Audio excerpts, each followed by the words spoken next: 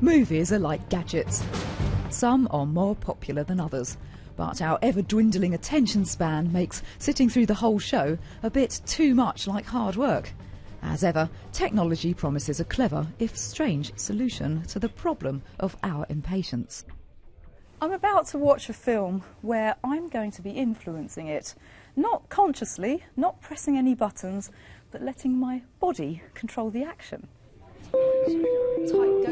Now, last time I went to the cinema, I wasn't wired up to the storyline. Sensors will monitor bodily changes in 3 volunteers and me. We're measured for different readings: heart rate, brainwaves, muscle tension and perspiration.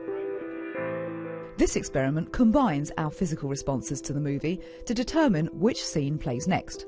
Before the movie starts, we're calibrated for a baseline measurement so the computer can detect what's normal for us. On to the main feature, the film Many Worlds. The story of students who walk into uncertain or certain death, depending on the ending. It's based loosely on physicist Schrödinger's theoretical experiment about a cat in a box. It has 4 different conclusions. Which one we see will be decided by our vital signs. And the wardrobe, where are you? Readings are taken at 4 points during the story. There's a modest amount of peril, impressive as it's clearly made on an academic budget as opposed to a Hollywood one. But unlike Hollywood, if tensions run a bit too high, the programme picks out a more relaxing scene. Now, we were either a tense bunch or the calibration didn't quite take into account our discomfort at being wired up in front of other people. Consequently, our version of the film was quite tame. This was evident when we saw all possible endings simultaneously after the first viewing. If this catches on, actors might have to work up to 4 times harder for their moment in the spotlight. It did feel very much out of my hands, but at the same time that kind of felt right as well. It was a weird experience watching it, particularly because that was the first time we've seen it as well, seen anything. Even you know a snippet. Yeah, which they was wouldn't odd. even let us watch it back during filming. So. No, they didn't. So you prepare for every eventuality, but you don't know which one it's going to be. Yeah. But perhaps the programming is the star of the show. Visual software called Max MSP analyses the audience data. The programme is commonly used in musical and multimedia applications. Basically, you're looking at a giant flowchart which plays a pre-selected media clip once a set of conditions are met. But in a way, we are not directly controlling the actions. Our physical signs are simply triggering off a next set of scenes. And to an extent, that's been decided by a human.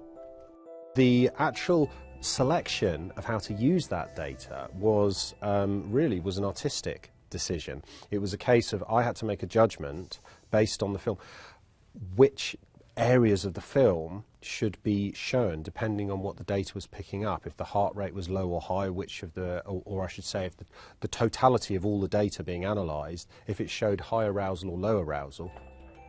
OK, it's hardly practical to connect your entire audience to a computer. For a start, it makes a discreet trip to the bathroom pretty much impossible. So it's unlikely this equipment will hit your local cinema anytime soon. But Hollywood is interested in the idea. See, before a film is released, movie execs run test screenings on audiences, or focus groups. Usually they're run by humans, not machines. But collecting physical data by computer would certainly be more efficient and possibly more revealing. One big player and one medium player have contacted me, and I do think there is a future for this stuff. Focus groups are used for a reason. In mass media, you're releasing stuff to so many people, and once it's out there, it's out there. There's nothing you can do.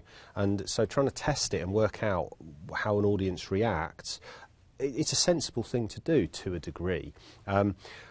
But what happens if, once you've released it out there, you can change it, maybe just in subtle ways? You only need to make subtle changes to make big emotional differences. Like every business, show business is always on the lookout for that competitive edge. But the best movie directors know how to generate and manipulate the human condition, perhaps because they are human. So, letting machines determine the outcome of something as emotional as a feature film could leave us cold, at least until someone's written the right programme.